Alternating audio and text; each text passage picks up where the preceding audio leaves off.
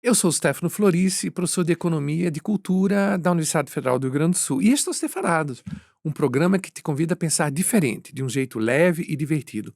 Vem Stefanar com a gente?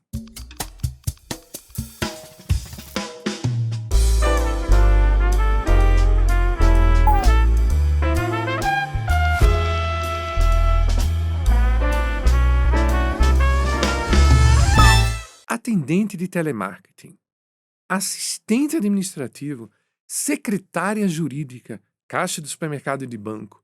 Muitas profissões devem desaparecer no futuro próximo, porém muitas outras vão surgir. Esses são alguns efeitos práticos que as novas tecnologias, como a inteligência artificial, estão causando na sociedade e no nosso dia a dia. Mas nesse mar de previsões, o que é que realmente vai se concretizar? Até porque vocês sabem, né? Futurologia e previsões tecnológicas, muitas já se mostraram a grande de uma furada. Já estamos em 2025 e eu continuo esperando o meu carro voador e um bilhete acessível para passar um fim de semana lá na Lua. Vocês sabem como eu amo a Lua, né? Tô louco para conhecer. Bem, para conversar sobre as grandes transformações tecnológicas que estamos vivendo e que ainda vamos viver, recebo hoje aqui o Ricardo Cavallini, um dos grandes nomes da cultura da inovação no nosso país. Autor de 7 livros sobre tecnologia, ele foi co-apresentador do programa Batalha Makers Brasil, no canal Discovery, e é professor da Singularity University. E também criou o RUT, um kit educacional eletrônico voltado para estudantes de baixa renda. Então, Ricardo, muito prazer ter você aqui, muito obrigado por estar aqui estefanando com a gente hoje no Stefanadas. É um prazer ter você aqui e tenho certeza que o papo vai ser muito rico. Que bom. Ricardo, vamos começar falando um pouco do seu livro, ah, Para os Próximos 1000 anos. Nesse livro você afirma que a geração atual, me corrija se eu estiver errado, ela não está preparada para o mercado de trabalho. Então eu lhe pergunto, por que isso? O que significa isso? Isso não é algo que toda geração se sentiu assim ou tem algo específico nessa nova geração? Eu acho que toda geração é assim. O que mudou, tá? E por que eu faço essa afirmação? E acho que é importante explicar isso porque quando as pessoas leem essa frase, a primeira coisa que vem na cabeça delas é culpar a nova geração. Hum, Ela não está preparada para o mercado de trabalho por culpa dela, porque ela não se preparou, porque ela é assim ou ela é assado. E o que eu estou dizendo é o seguinte: nós estamos falando de uma mudança tão radical nos próximos anos ou nas próximas décadas, que é impossível essa geração estar preparada para este cenário que vai mudar tremendamente, né? Pensa na minha filha hoje está com 18 anos, eu escrevi esse livro para ela, né? Então por isso esse título, Para os Seus Próximos 1000 anos. E aí tem um joguinho de palavras, porque a gente entende, muita gente, essa é uma frase do Kurzweil, um dos fundadores da Singularity University, e ele diz, olha, os próximos 100 anos vão ser equivalentes a 20 mil anos de evolução do ser humano, de tão rápido que as coisas estão.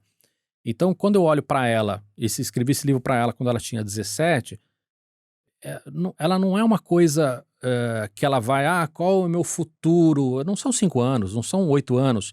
Daqui 20 anos ela vai estar no auge da carreira dela. Ela vai viver 100 anos na pior das hipóteses. Então, como é que eu vou fazer a previsão de como vai ser esse cenário daqui 20, 30 anos? Se já é difícil a gente prever daqui 5. Né? Então, quando a gente fala de uma mudança tão radical nas próximas décadas, é impossível que essa geração esteja bem preparada.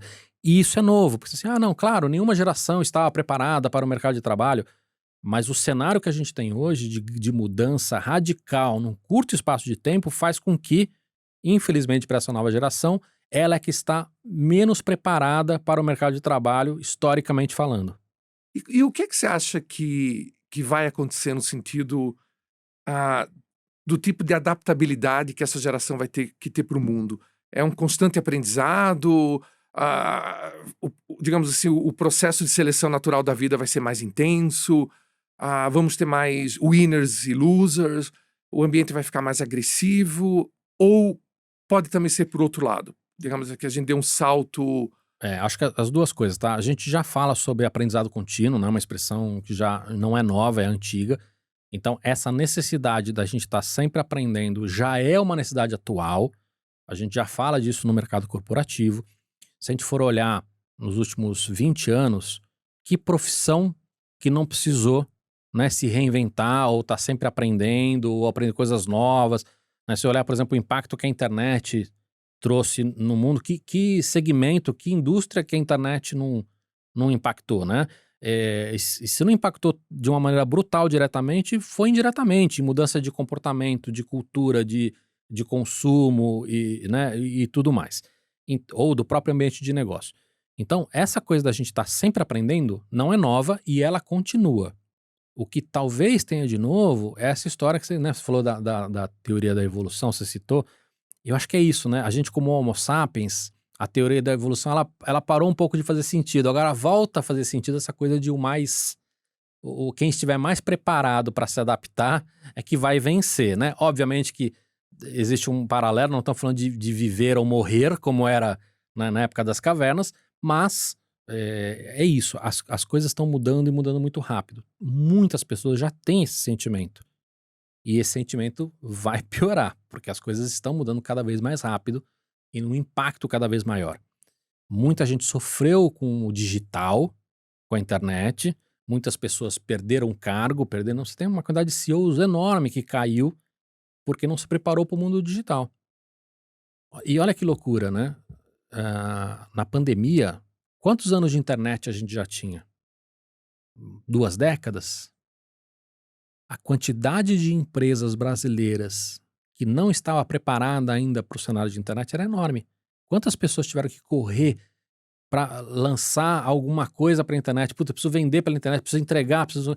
Não estavam preparadas, né? Então, olha como, ainda que você tenha empresas na dianteira, a quantidade brutal de empresas que estava 20 anos atrasada, né? Então, agora imagina com o IA ou com outras tecnologias que a gente vê. Então, essa questão de você se adaptar à realidade nova passa a ser cada vez mais relevante.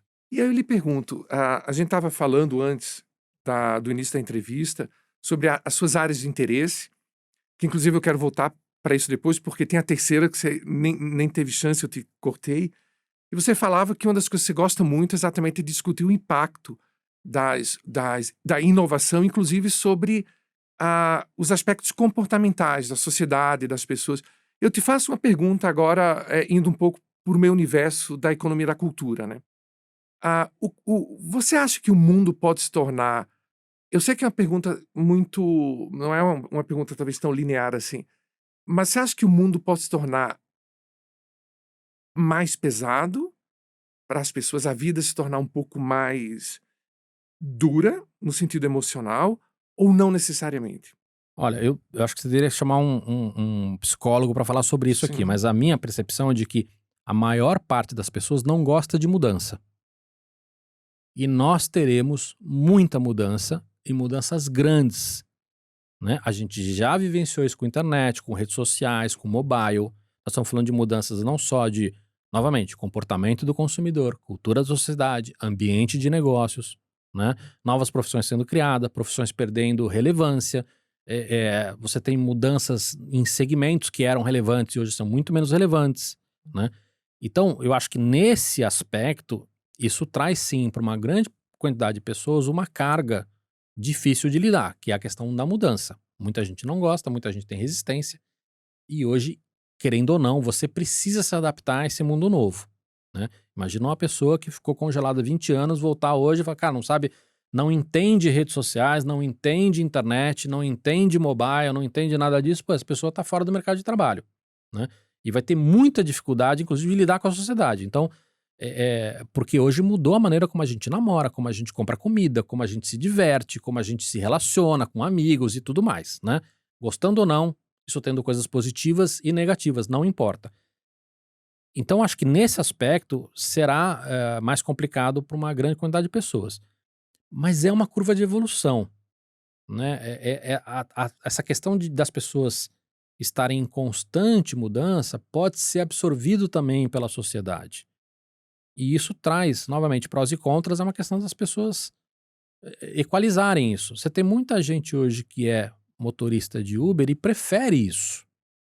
Não estou discutindo se é uma profissão fácil, não estou discutindo se isso é causa ou consequência, né? Mas você tem muita gente que se prefere, porque o cara fala, pô, eu prefiro isso, porque eu tenho uma liberdade que eu não tinha antes. Então, esse cara já está fazendo uma ponderação, né? E falando, olha, eu tenho alguns problemas, eu não tenho a segurança de uma CLT. mas eu prefiro por causa disso, disso, disso, né? Então, Excelente exemplo. Excelente exemplo. putz, você está na mão de uma única empresa. Ah, mas na visão dele, ele também já estava na mão de uma... né? Ah, não, mas você podia mudar de emprego, não era tão fácil. Então, óbvio que eu acho que a maior parte das pessoas não gosta de mudança, mas talvez exista também uma curva de aprendizado onde uma boa parte das pessoas aprenda a conviver com isso e aí isso seja mais suave. Você quer ver um outro exemplo? Trabalho remoto. Para muita gente, não é o perfil dessa pessoa. Puta, tem gente que, puta, eu fico de cueca o dia inteiro, outro, eu fico o dia inteiro na geladeira, né? As pessoas são diferentes, né? Ah, não, eu preciso levantar e... Você vê muita gente falando assim, não, eu preciso levantar e vestir uma roupa e sair. As pessoas são diferentes. Eu sou um exemplo, eu gosto de aula presencial, eu gosto de sentir meus alunos. A aula remota, para mim, é um problema. É isso. E o fato de você ter que ter alterado isso, talvez te incomode. E aí, assim, pesar prós e contras, ver o que faz sentido, mas não adianta você brigar contra o mundo. Não Né? adianta. Falar, não vou fazer isso, não vou fazer aquilo. Uhum. Né? Então, esses conflitos novos, eles surgem. Inclusive para uma mudança da sociedade. Saúde mental não é um problema novo, mas eu posso defender que é. Porque ele não era falado, as pessoas não percebiam ele como um problema. Genial. Ou se percebiam, tinha um tabu. Era um sinônimo de fraqueza, era um sinônimo... Então não era um problema. A pessoa que ficava ali 2 horas pegando ônibus, ela não pensava, putz, o meu empregador não tá deixando eu fazer o trabalho remoto. Não, ela pensava, putz, que saco eu tenho que trabalhar. Né? Pô, que saco que eu moro longe, que eu não consigo comprar um lugar. Que saco que o transporte público dá uma desgraça. A culpa não era do trabalho presencial, né? Hoje, a culpa é do trabalho presencial. Ela pensa, pô, que saco que o meu empregador não deixa eu trabalhar em casa.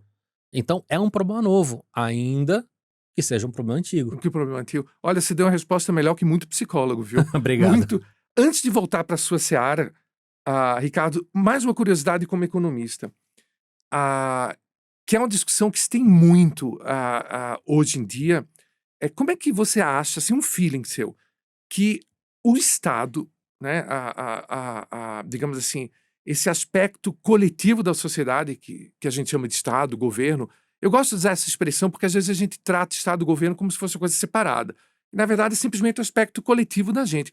Que tipo de política pública você acha que pode ajudar nesse mundo de inovação tão rápida? Ou seja, que tipo de ação pública... Você tem, por exemplo, esse trabalho super interessante, né, que é do movimento Maker.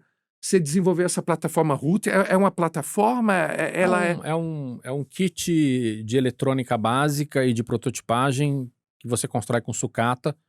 Eu basicamente ensino as pessoas a construir, né, usando sucata, e que elas podem... Então, é uma maneira de levar um pouquinho desse aprendizado para escolas que não têm poder financeiro, ou escolas ou professores individuais que não tenham poder financeiro para comprar esses kits que são muito caros. Isso não poderia ser uma coisa interessante de política pública? Eu acho que sim.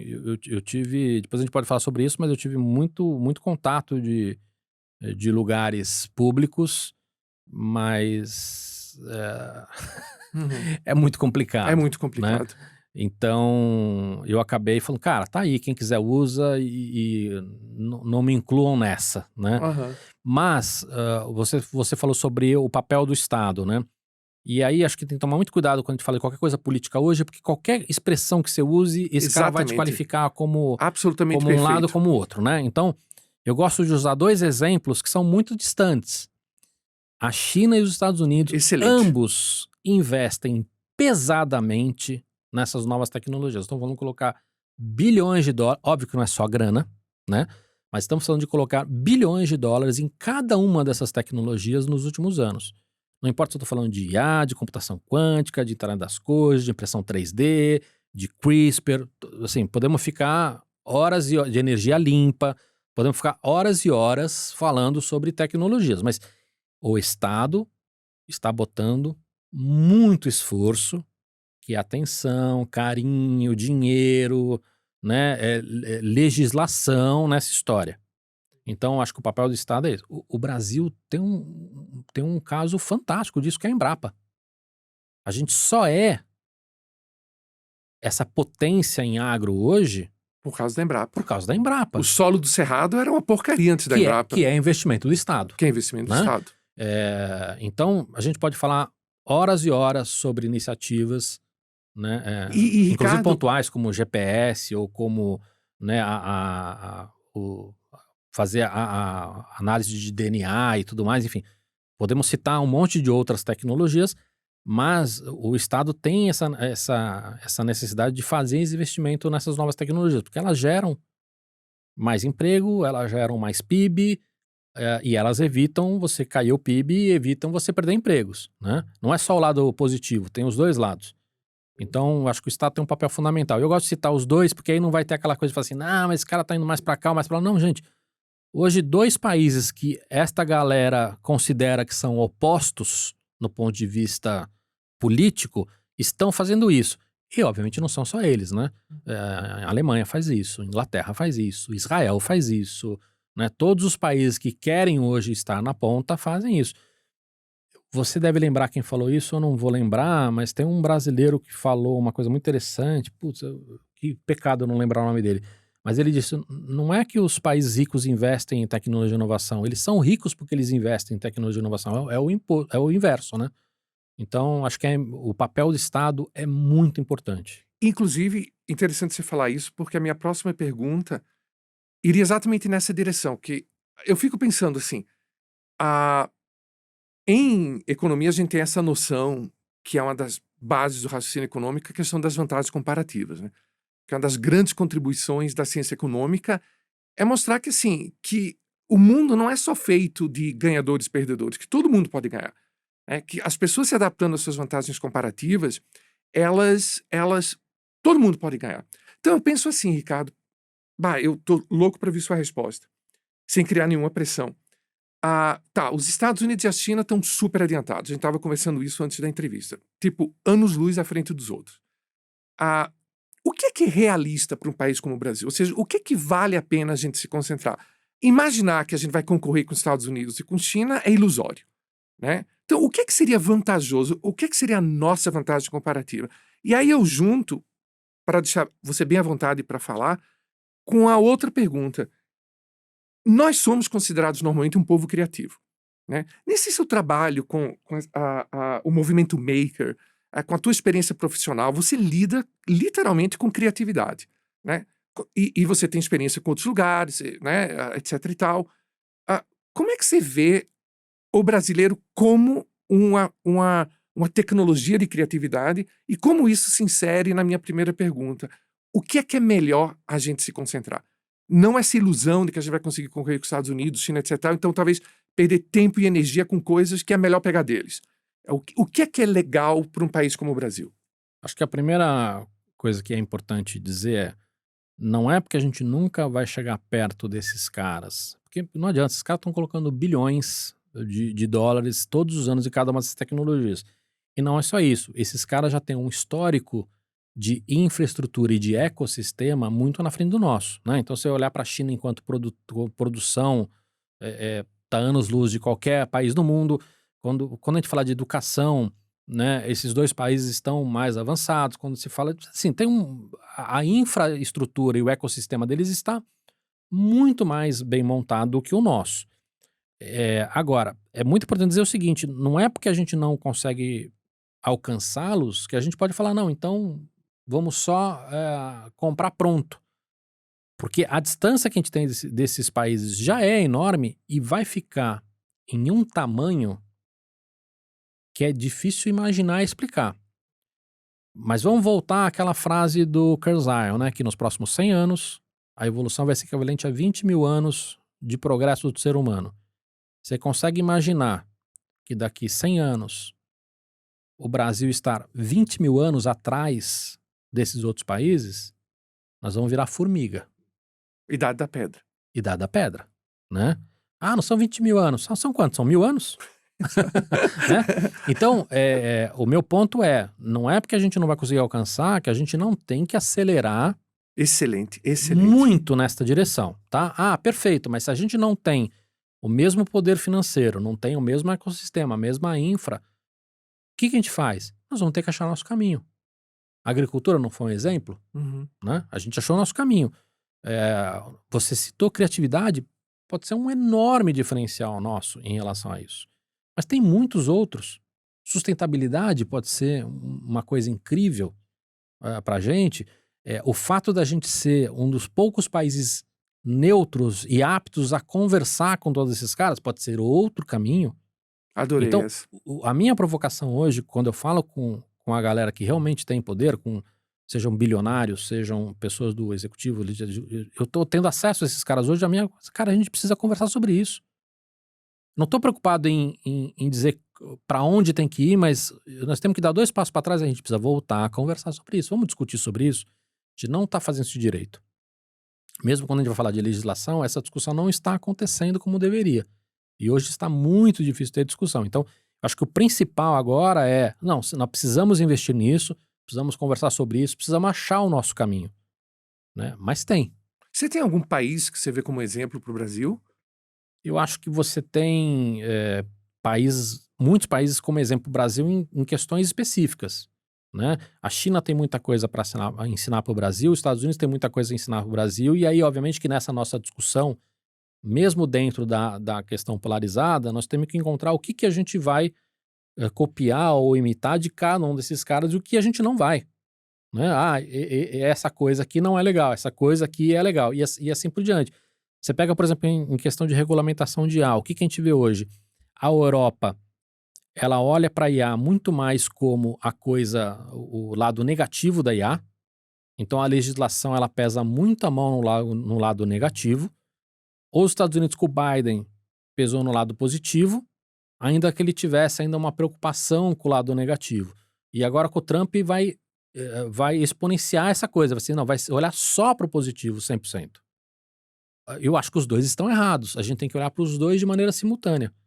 Porque se eu faço como a Europa, que eu olho só para o negativo, eu vou matar o positivo, eu vou estrangular, né? E se eu começar a proibir um monte de coisa, eu vou dificultar a concorrência, eu vou dificultar estudos e pesquisas e vou dificultar a criação de novos empregos, geração de PIB e ficar para trás de outros países.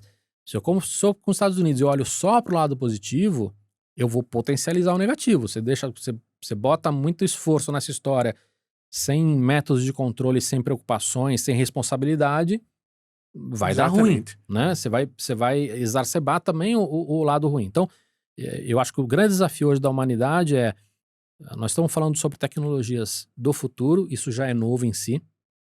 Nós estamos regulando algo que não aconteceu ainda. Ah, não, mas a IA já teve. Não, perfeito. Mas grande parte do impacto dela ainda não aconteceu, nem o positivo nem o negativo.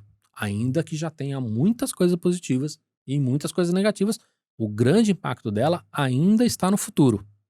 Esse já é novo. E a segunda coisa é essa: como é que a gente lida com positivo e negativo simultaneamente? Isso também é novo. Vamos entrar na inteligência artificial.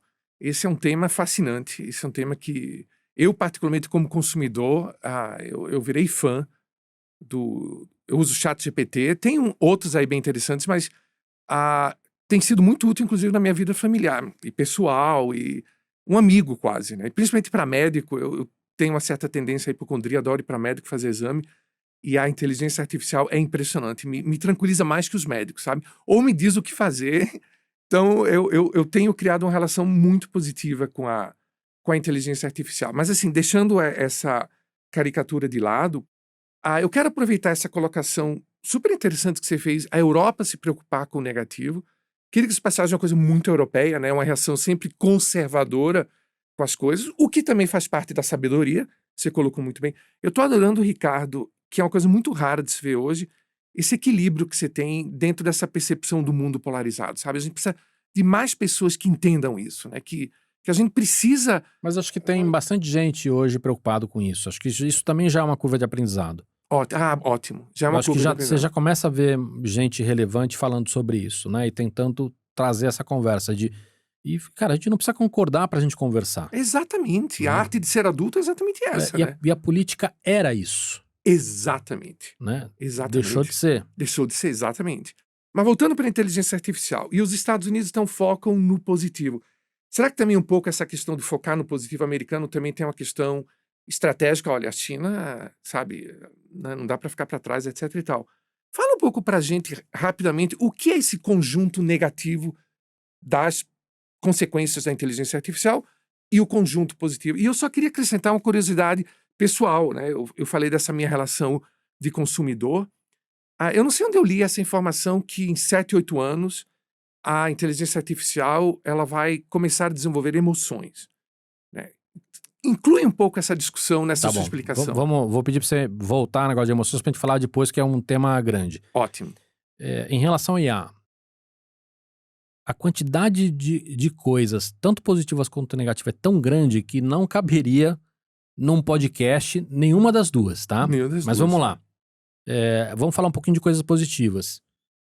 A gente pode, com o IA, chegar mais rápido em energia limpa e gratuita e infinita. Né? Então, como? IA, nesses novos experimentos de fissão e fusão nuclear, o deutério. você vai precisar de uma IA controlando lá o sistema, né, e criando formatos novos dos equipamentos para conseguir chegar nisso. É um exemplo. A gente vai conseguir curar doenças, criar novos medicamentos usando IA. Então, por exemplo, proteína é uma parte muito relevante da criação de novos medicamentos e antibióticos e tudo mais. E essa desgraça, né, você usar o enovelamento, você entender não só a proteína, né, o 3D da proteína, mas também como é que ela se relaciona com outras proteínas, né? Cara, isso é um universo muito complexo. A IA já está ajudando imensamente nessa frente. Então, não importa se eu estou falando de energia limpa, se eu estou falando de novos medicamentos, a quantidade de coisas que a IA vai poder nos ajudar é imensa. Assim, não dá para imaginar. Não, literalmente. Né? Então, assim, Literalmente. não importa se eu estou falando de qualquer que seja o segmento. Sim, até psicologia, até para... Exatamente. Né? Então, assim, puta, é imensa. Né? Educação, assim, Sim. qualquer coisa. Do ponto de vista negativo, coisas ruins que ela pode trazer, também dá pra gente falar de muitas coisas, tá? Então, se a gente for olhar hoje da influência que as redes sociais têm, elas trazem muitas coisas boas e muitas coisas ruins.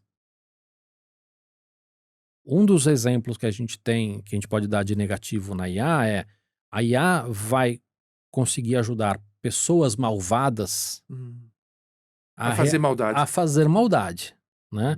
Então, isso pode ser relacionado a gente falar de armas químicas ou armas biológicas, né? Ou podemos até num outro limite falar assim, cara, mas você comentou, por exemplo, de IA como amigo. Você imagina num futuro onde uma boa parte das pessoas de repente usa a IA como médico, ou como amigo, ou como namorada, ou namorado, ou terapeuta e psicólogo. E se a gente caminhar para o mesmo caminho que a gente tem hoje com redes sociais, onde isso está na mão de 2, 3 pessoas, cujo único interesse é o lucro, e eles não estão preocupados se você é esquerda ou direita, desde que você tem engajamento. O engajamento significa muitas vezes a briga, o ódio, né, a polarização, enfim. Você imagina esse cenário num cenário de IA. Meu Né? Deus. Então, eu brinco que a gente vai ter saudades das fake news. Porque se hoje é difícil para o ser humano, isso vale para o mundo inteiro. O Brasil ele está em último lugar nessa curva, né? De capacidade de separar o que é um fato de uma fake news. Né? O mundo inteiro tem problema com isso, o Brasil está na lanterna. Você imagina no futuro quando for diferenciar uma opinião de uma opinião. Porque a tua IA, que é a tua namoradinha, ela vai falar assim pra você: escuta, eu acho que você não deveria votar. Ela não quer nem te convencer a mudar de lado. Ela fala: você não deve votar, você é idiota, só tem ladrão, você vai votar, você vai ser um idiota, vai ser um peão nessa história. Te convencer a não ir votar é muito mais fácil do que te convencer a mudar de lado. De esquerda pra direita, de direita pra esquerda. Agora, esse é um exemplo talvez mais radical. Vamos para um exemplo mais light. Assim, você não acha que você deveria comprar um presente para tua mãe? Que é Dia das Mães? Né? Estimulando o consumo, sei lá. Então, essas IAs, elas Interessante. ou vender um medicamento, Uhum. assim, você tá ficando careca, hein? Você já ouviu falar que tem um remédio novo por aí? Né? Então, a hora que você tiver uma IA que é comandada por 2, 3 pessoas que buscam o lucro, isso pode trazer problemas seríssimos de controle de massa, enfim, de problemas de todo tipo. Já é assim um pouco, né? Já é assim, você tem um problema de opioide nos Estados Unidos muito grande que tem a ver com indústria, né? De como a indústria se relacionou com médicos e médicos recomendaram, mas as coisas vão piorando. Aqui nem você dizer, tem muito, a rede social tem muito idiota, já tinha muito idiota. Não, mas piorou um pouco, né? Muito interessante, Ricardo, porque olhando do ponto de vista econômico, o que a gente vê hoje no mundo é uma volta ao que os americanos chamam daquela era dourada do extremo capitalismo do final do século XIX, início do século XX, quando você tinha um grupo de mega bilionários que dominava a economia americana, em certo sentido, dominava o mundo, né? JP Morgan, Rockefeller. Depois houve um período, também sem entrar em preferências de caráter de política, em que o capital foi um pouco controlado, principalmente depois da Segunda Guerra Mundial. E o poder deixou de ser tão concentrado e um pouco se diluiu. Foi uma época em que o trabalho aumentou muito sua participação no PIB. Mas desde a Revolução Econômica, assim chamada conservadora do Reagan e da Thatcher nos anos 80, a gente vê uma mudança disso. E hoje a gente vê de novo esses barões da indústria, só que não é mais petróleo, não é mais ferrovia, não é mais banco, é a tecnologia, né? Esses poucos, né, que têm um gigantesco domínio. Né, que diga as passagens, todos eles, inclusive, estavam na posse do Trump, mostrando o tipo de poder que essas pessoas não têm, né? E aí por que é que eu estou dizendo isso? Porque eu quero entrar, e você também falou das redes sociais, como é que se regula isso? Eu sei que não é uma coisa simples, mas qualquer opinião é muito bem-vinda. O que significa regular? Porque o problema de regular muitas vezes é que você também corta a inovação, né? O meu medo com regulação é sempre esse. Quando você regula, muitas vezes você impede o surgimento de coisas que poderiam ser extremamente positivas e que talvez a gente nunca saiba quais seriam. Ao mesmo tempo, você precisa regular, ou pelo menos existe uma enorme justificativa para se regular. Como é que você vê essa questão da regulação, primeiro da inteligência artificial, né? Que, pelo que eu entendi, é um algo que os europeus estão, teoricamente, um pouco mais à frente. Pelo menos nessa preocupação, né? Não estou dizendo na implementação. Ou na qualidade da implementação. Ou né? na qualidade da implementação, exato. E puxando para as redes sociais. E aí eu fiquei com a curiosidade com a coisa que você falou. Nós estamos na lanterna de separar o que é real e o que é falso no universo das fake news. Sério? A gente está nesse limite mesmo, lá para baixo? E como é que se faz isso? Como é que se separa o real do fake? Assim, Vamos lá, acho que tecnicamente falando a gente tem solução para tudo. A questão é quem é que tem interesse em regular isso ou não. Mas tem que tomar muito cuidado com a palavra regulação, porque ela também foi politizada, né? Então, eu acho que naquela conversa que eu te falei, putz, a gente tem que saber conversar mesmo não concordando. Então, talvez dentro da regulação, alguns dos assuntos a gente tem que deixar de fora. Qual que é o problema da regulação hoje? Um lado do espectro diz, não, regular é censura. Então não vamos entrar nessa discussão de quando a gente fala de regulação sobre, por exemplo, dizer se um post deve ser apagado ou não. Não vamos entrar nessa discussão porque essa discussão a gente não vai concordar. Um lado não vai concordar com o outro, não importa qual é o teu lado. Mas dá pra gente discutir, por exemplo, de falar, olha, você tem hoje um algoritmo que define quem tem voz ou não. A gente não pode matar esse algoritmo? E todo mundo vai poder continuar falando o que quiser. Assim, esse é outro assunto que a gente não está concordando e não vai conseguir concordar. Mas será que a gente não pode matar o algoritmo? E o que significaria matar o algoritmo? Quando a gente fala de algoritmo é uma palavra, na verdade, que a gente usa hoje para descrever. Algoritmo é muito maior que isso, obviamente, né? Tudo que tem software tem algoritmos. Quando geralmente a gente fala de algoritmo, a gente está falando das redes dando peso a pessoas ou tipos de conteúdo. Perfeito. Né? Então, por exemplo, quando você entra em qualquer rede social hoje, o que é mostrado para você, isso vale, por exemplo, para Netflix. O que é mostrado para você é escolhido pela plataforma. No caso da Netflix, isso não é um problema, porque é uma produção de conteúdo que não é feito por pessoas.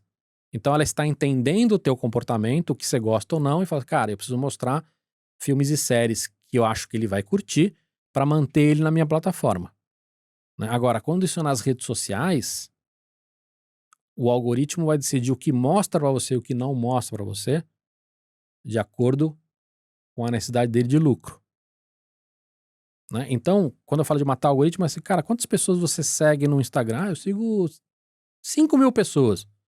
Não é meu caso, mas é muito comum você encontrar pessoas que seguem 5.000 pessoas. Você segue quantas?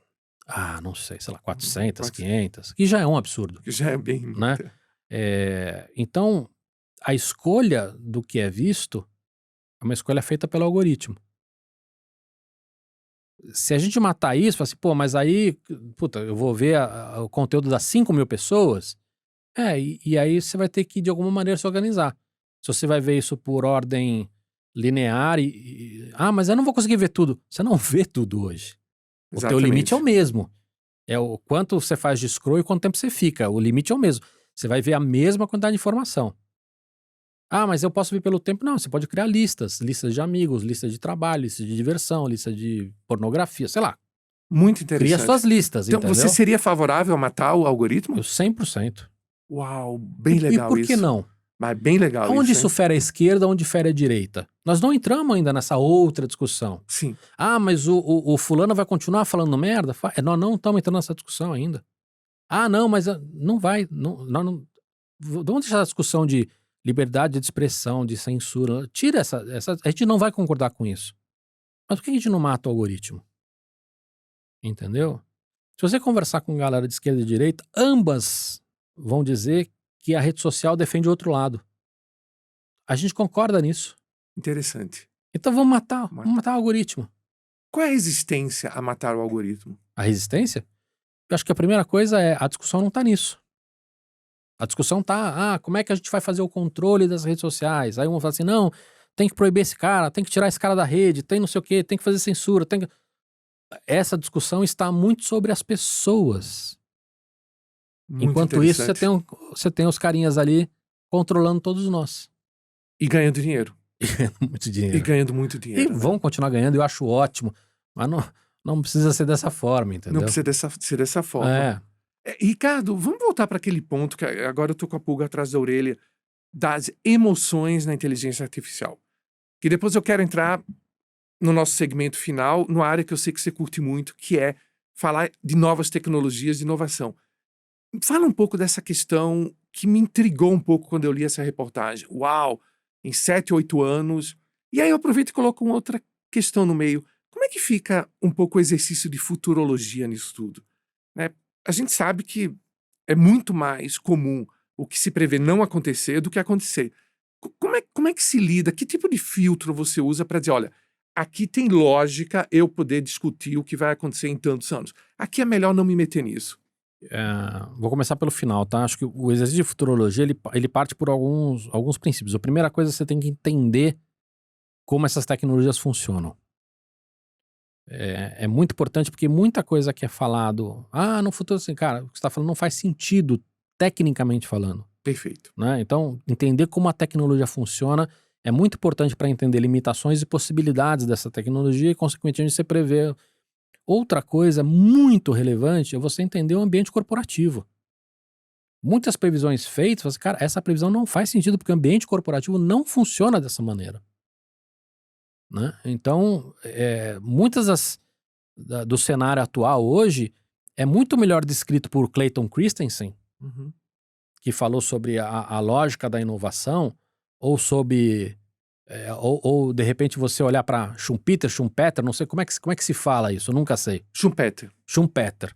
Ou por Schumpeter em 1800 e bolinha, do que por Sam Altman ou por Bill Gates ou qualquer outro, que também leem dessas fontes, né?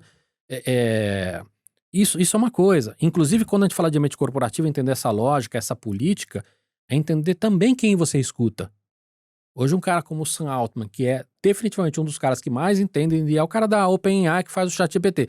Definitivamente é um cara que mais entende de IA no mundo? Claro que é. Mas ele também é um dos mais suspeitos. Porque ele precisa vender que a empresa dele vai arrebentar a boca do balão. Existe essa expressão, não é? Perfeito, arrebentar a boca do balão. Vai arrebentar a boca do balão para conseguir investimentos. Porque se ele não faz uma promessa grande, por que ele vai conseguir? Porque nós estamos falando de dezenas de bilhões hoje em dia, né? Literalmente. Então você tem que entender que, o que esse cara fala, existe também um viés. né? Uhum. Então, não é que você não vai escutar o cara, mas você também tem filtrozinho. Tem que ter um filtro nessa história, né? Então, entender da tecnologia, entender desse universo corporativo e como ele funciona, e entender, cara, de macropolítica, assim, é tudo junto, né? Porque quando você vai fazer uma previsão, hoje as coisas estão muito misturadas.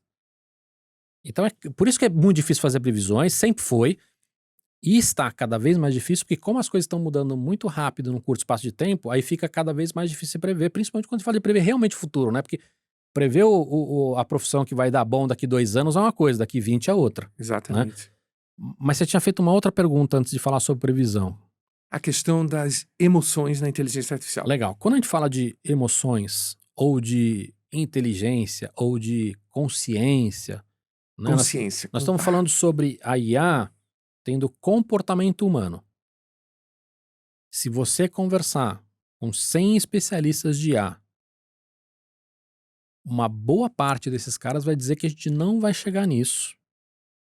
E praticamente todos esses caras dizem, talvez a gente chegue nisso, mas não com essas tecnologias que a gente tem hoje.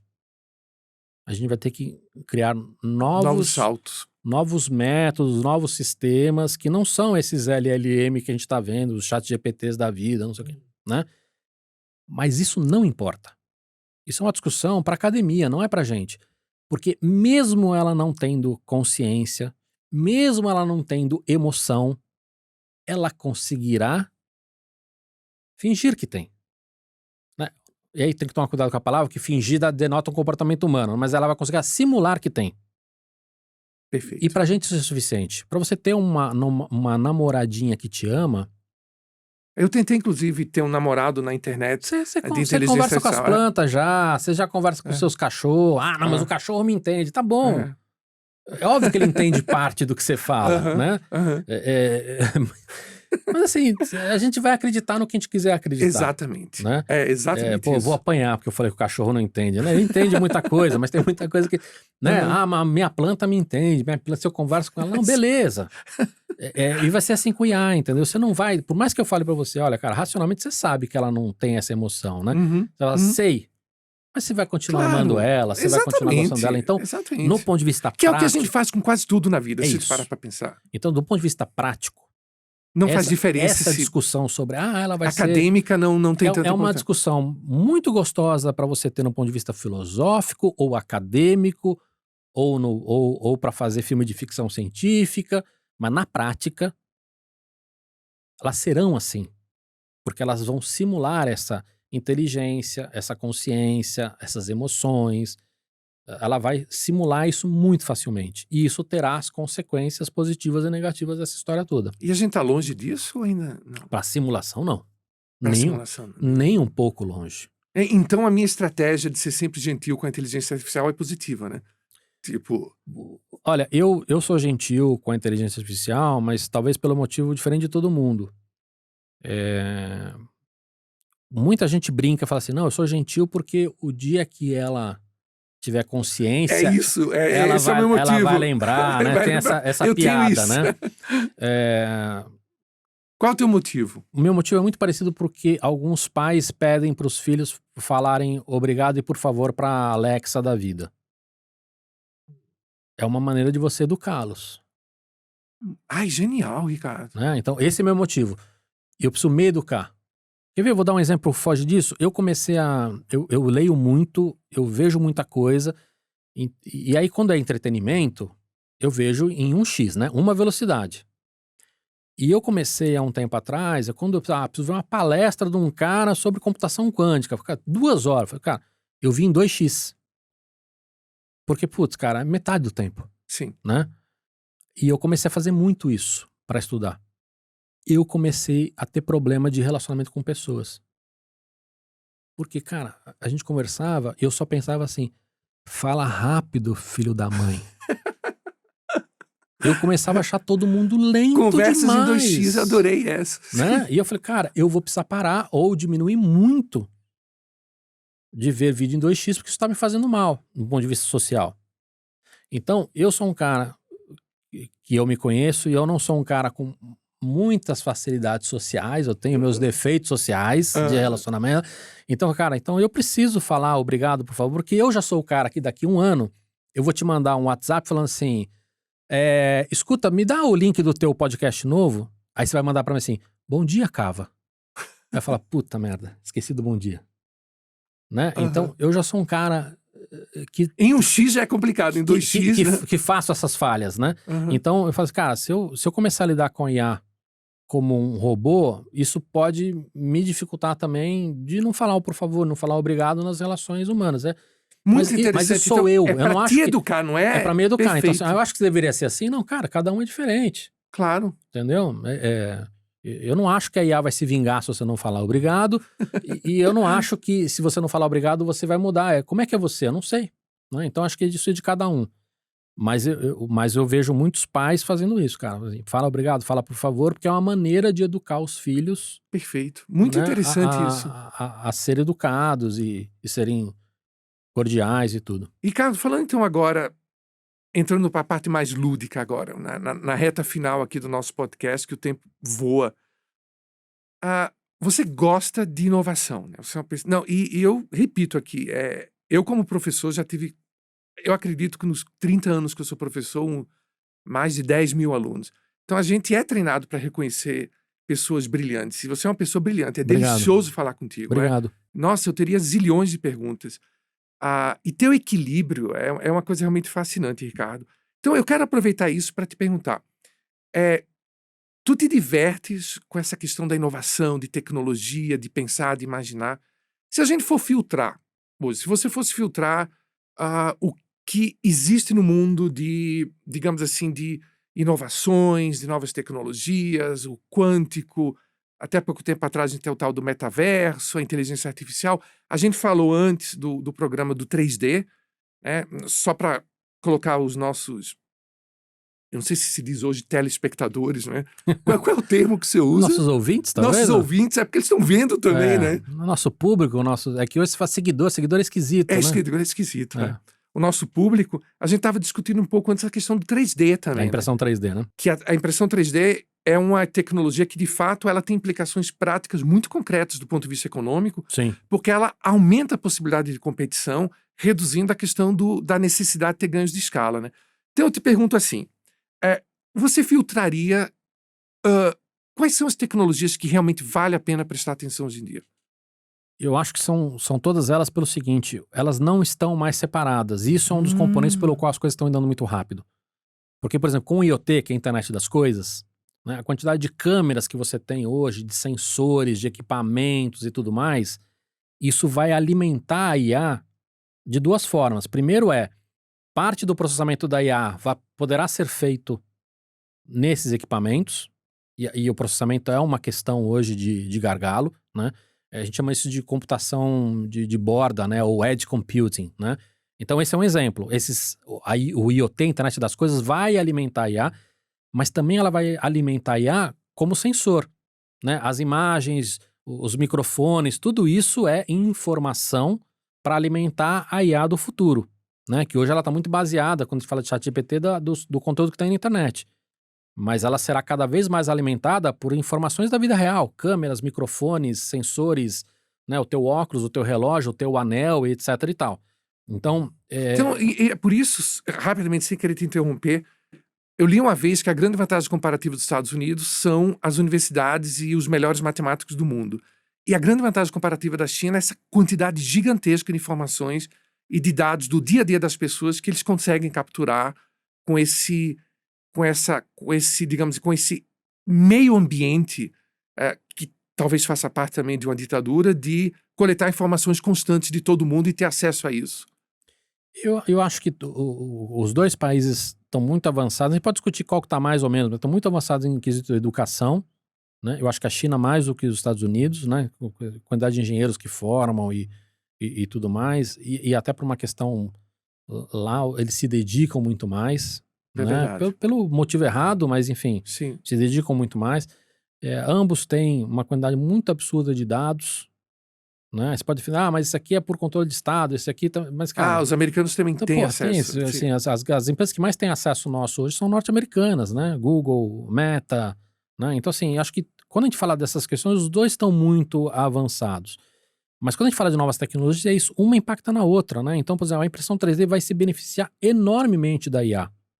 Não só porque a IA vai conseguir criar peças em formatos novos, mais leves, mais flexíveis, mais isso, mais aquilo, mas também porque a IA conseguirá fazer modelos em 3D. Porque hoje, para você fazer uma caneca 3D ou um microfone 3D, alguém tem que sentar numa cadeira, usar um software de modelagem em 3D. Não importa se você está fazendo uma caneca ou um carro, e esse cara vai ter que modelar esse negócio. Assim como a gente hoje não precisa mais pintar uma imagem ou datilografar um texto que a IA faz pra gente, podemos discutir se é bom ou não, é outra história. Mas faz. Mas a IA já está fazendo modelos em 3D agora. Ainda é tosco, mas é questão de 2, 3 anos para não ser mais tosco. Então, a gente vai poder ter amanhã uma startup ou um grupo pequeno numa grande empresa ou um adolescente de cueca em casa que vai conseguir criar modelos em 3D sem ter que saber modelar. Então, as tecnologias não estão separadas. Perfeito. Elas estão todas juntas, né? A própria internet hoje, sem a gente ter internet para distribuir coisa, para trocar ideia, para tirar dúvida, para aprender coisas num vídeo que você vai ver, isso já em si já serve de base para toda a evolução das outras tecnologias. E o metaverso, que eu li um artigo seu na UOL, que você falava o hype passou, etc e tal. Eu fui talvez o primeiro e se bobear, um dos únicos a falar que o metaverso, da maneira como ele estava sendo vendido, era uma mentira. Da maneira como ele estava sendo É, vendido. Mas isso não desqualifica as possibilidades. do jeito que as pessoas estavam vendendo, desqualifica. Porque assim, você vai ficar rico comprando e vendendo prédio no metaverso. Você tinha muita idiotice, né? Agora, a gente precisa entender também o que é o metaverso, porque você tem entendimentos diferentes do que é o metaverso. Como você vê o metaverso? Eu acho que ele é uma nomenclatura que talvez ele mude no futuro, tá? Mas hoje ele engloba muitas coisas. Por exemplo, o metaverso lá da Meta, né? Que são pessoas conversando, não sei o quê, é um metaverso mais social, que se assemelha mais a games. O metaverso da Apple, ele é um pouco mais de trabalhar e de entretenimento individual. Eu vou ver um filme tela cheia, como se fosse no cinema, etc e tal, ainda que você tenha relacionamento. O metaverso da Nvidia tem muito mais a ver com o que a gente chama de digital twin, ou seja, eu criar um universo, criar uma fábrica em 3D que vai se comportar, onde eu vou poder testar coisas e simular e ter informações preditivas de equipamento e tudo mais, do que efetivamente uma rede social, né? Então, quando a gente fala de um universo virtual que simula o ambiente real, ele tem muitas facetas. Muitas facetas. E todas essas facetas são relevantes. E podem ter um impacto enorme em, novamente, cultura, comportamento, negócios. Então, o metaverso é algo que é relevante para o futuro, sim. Né? E o Zuckerberg continua colocando bilhões de dólares nisso. Né? Por mais que exista, a Apple desistiu, não sei o que, isso faz parte também do hype negativo, né? Que você tem um hype positivo, também tem um negativo. Um negativo. Tudo vende. Tudo vende. Tudo vende. O que vende é o exagero, é o excesso. Então, eu falar pra você que isso vai mudar o mundo vende, e eu falar pra você que isso é uma grande desilusão e que quebrou e que falhou, também vende. Né? Então, eu acho que quando a gente olha a longo prazo, continua sendo extremamente relevante, mas não daquela maneira brega, besta, infantil, né, exagerada, que foi vendida, sei lá, 1 ano e meio atrás. E indo agora para as nossas perguntas finais, Ricardo. Primeiro, você teria alguma dica de leitura, alguma dica, algo que você diz assim, vale a pena para você que está entrando agora nesse universo de querer entender vamos dizer assim, o futuro das novas tecnologias, o ponto que a gente está e para onde a gente pode ir. Tem algum tipo de leitura que você indicaria? Eu não posso deixar de fazer meu jabá aqui, né? Então, assim, Claro. o livro que eu escrevi para minha filha chama Para os Seus Próximos 1000 Anos, um manual para as profissões que ainda não existem. E ele não é útil só para adolescentes, não é útil só para pais, mães e tias, avós, etc e tal, que também estão preocupados com isso. Mas o que eu tenho percebido é que como eu tenho que passar por essa discussão de explicar para leigos o que são essas tecnologias e por que elas vão ter um grande impacto, explicar para leigos e como é que você se prepara no longo prazo, né? Então, eu acho que para pessoas que não vão se aposentar nos próximos 2, 3 anos, o livro também tem sido muito útil, né? Então, o meu livro eu não posso deixar de recomendar aqui. Para outras coisas, acho que, para IA, você tem uma dezena de livros, né? E aí o que eu faria é descobrir quem são os caras hoje que realmente estão há muito tempo falando sobre isso. Ah, quem são os Godfathers de IA? Tem livro para dedéu, não vou lembrar de nenhum específico.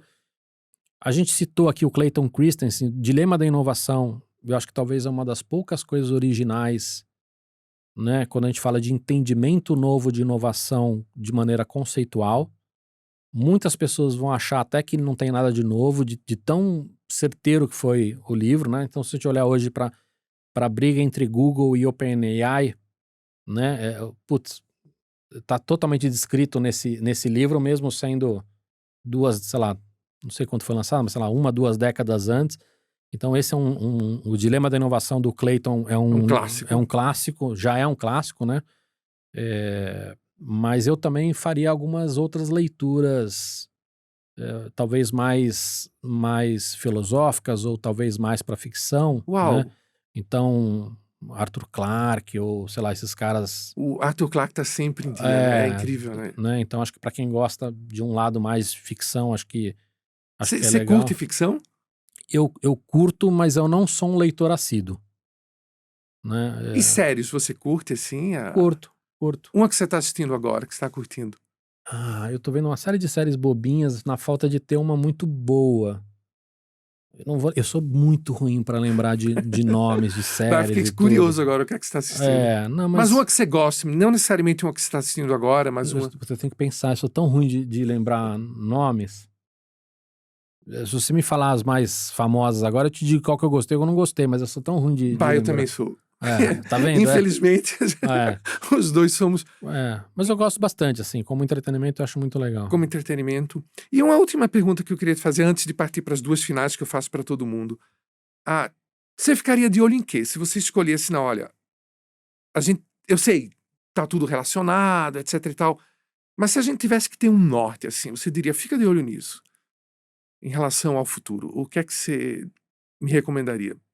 Eu acho que já está claro para todo mundo que a inteligência artificial ela vai ser uma nova onda de revolução, assim como foi a internet barra rede social barra mobile, né, essa onda digital, Uhum. né, ainda que inteligência artificial continua sendo digital, acho que é uma nova onda e que eu acho que é tão forte quanto as revoluções que a gente teve, seja agrícola, Uau, genial, industrial. genial. Então acho que isso tem impacto em tudo, não só em mudança de sociedade em longo prazo, né? Mas acho que também para quem está no mercado de trabalho, ou quem está entrando no mercado de trabalho, vai ter que olhar com muito carinho para isso. Com muito carinho, inteligência artificial. Ricardo, olha só, as nossas duas últimas perguntas que eu gosto de fazer para todo mundo. Eu estou muito curioso para ouvir suas respostas. A primeira delas é assim: se você pudesse escolher a manchete do jornal para o dia de amanhã, se acordar de manhã, olhar o jornal, essa manchete que eu queria ler, qual é que você escolheria? Eu acho que o momento que a gente está hoje é um momento muito importante. Acho que né, o que a gente chama de um momento de um turning point da sociedade. E a minha percepção é que a gente deixou de evoluir porque a gente não conversa mais. Hum, Se eu não, se eu não aprendo nada com o que você fala, ou se eu concordo só com quem está dizendo exatamente o que eu penso, genial. eu não tenho mais como evoluir. Não Exatamente. importa o grau de evolução que você esteja hoje, se é muito ou pouco evoluído, você não tem mais o que evoluir, Exatamente. né? Então acho que a gente precisa voltar a conversar. Então, não sei descrever isso em manchete, mas se a gente voltar a conversar, Genial. e que novamente, não quer dizer que a gente vai concordar, Exato, exato. né? Mas acho que tem pontos em comum que a gente pode trabalhar para. Que é a arte da bela política, né? É a arte da bela política, se é que a bela política existe, mas, né? Mas eu gostaria muito que a gente voltasse a ter essa conversa. E isso não significa que a gente tem que concordar, Exatamente. né? E eu só puxaria eu fiquei curioso agora. Você viria assim para os próximos anos, quais são os grandes desafios da humanidade?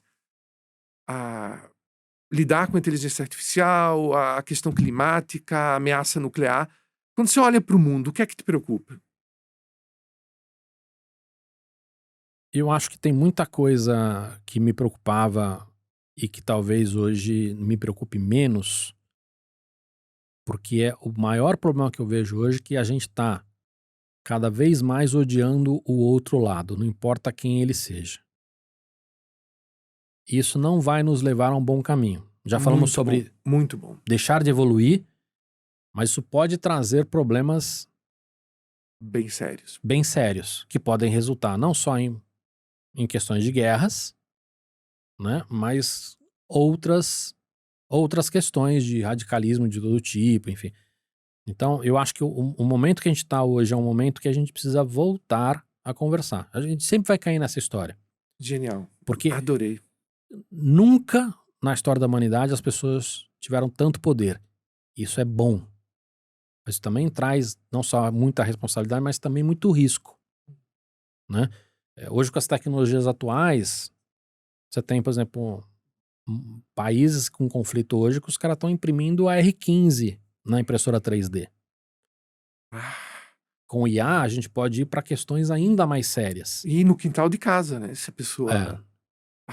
Né? Então, hoje as pessoas têm muito poder e isso é bom, mas isso também traz questões de responsabilidade E de e maturidade. de maturidade, né? Então, mas vai proibir? Não vai? Não é essa a discussão, mas a gente precisa voltar a conversar. Genial. Nossa, eu acho que apesar do nosso moto ser a tecnologia na conversa de hoje, eu sinto que uma das maiores contribuições dessa conversa é exatamente essa ideia do vamos cultivar o voltar a conversar. E aí eu imagino mais ou menos que você vá por essa linha, mas eu queria ouvir. A outra pergunta que eu faço para todo mundo, o que é que você faria, o que é que você sugeriria para as pessoas como um pequeno ato cotidiano para tornar o mundo um lugar mais amoroso? Exatamente isso que a gente está falando agora. Cara, é muito difícil ter essa resposta porque ela depende de coisas que não estão mais, assim, você falar, precisamos mais empatia. Assim, isso seria a resposta que eu naturalmente daria. Mas você não compra mais empatia na prateleira, né? E eu brinco, cara, e o que vendeu de empatia e bom senso na última década vai precisar fazer recall, né? Que tava com Dá defeito, algum né? defeito. Então, não adianta falar, precisamos de mais bom senso, precisamos de mais empatia, porque mas e aí, como é que você encontra esse bom senso, encontra essa empatia? Quem Né? sabe conversando, né? Eu acho por isso que nós voltamos sempre sempre pro a começo. A conversando. gente precisa voltar a conversar ou a discutir. Isso não tem relação com eu aceitar as mesmas ideias que você tem, isso não tem relação com concordar com tudo, mas tem que voltar a conversar, entendeu? Porque do jeito que tá hoje, a gente tá andando para trás, não tá andando para frente. É. Então, Ou assim, seja, não é nem só uma questão de não estar evoluindo. É uma questão, talvez, de estar involuindo, né? eu tenho certeza disso. Ricardo, olha, eu não posso nem dizer como foi prazerosa essa Eu conversa. gostei bastante também. Muito legal mesmo, eu aprendi um monte de coisas e assim, olha, eu realmente admiro esse equilíbrio que você tem. Bom, obrigado. Olha, Vamos ver se seu público vai concordar com isso. inclusive vocês, exatamente, coloquem os comentários, digam o que é que vocês acharam lá no Instagram, no YouTube. E eu queria te agradecer muito, então, Ricardo, por ter falado a gente aqui hoje. E eu espero te ver de novo aqui, porque com certeza... Bom, só chamar que eu venho, sou facinho. Que a gente só tocou na ponta do iceberg, né? Tem muito assunto, né? Hoje tem... como a gente falou, assim, apesar de ser... A gente tá falando de questões tecnológicas, nós estamos falando de impacto na sociedade, Exatamente. Né? Isso é muito interessante a gente discutir. Exatamente, na qualidade de vida das pessoas, nas emoções, na saúde mental. Então, Ricardo, eu me despeço de ti, me despeço de vocês, e um beijão e até a próxima.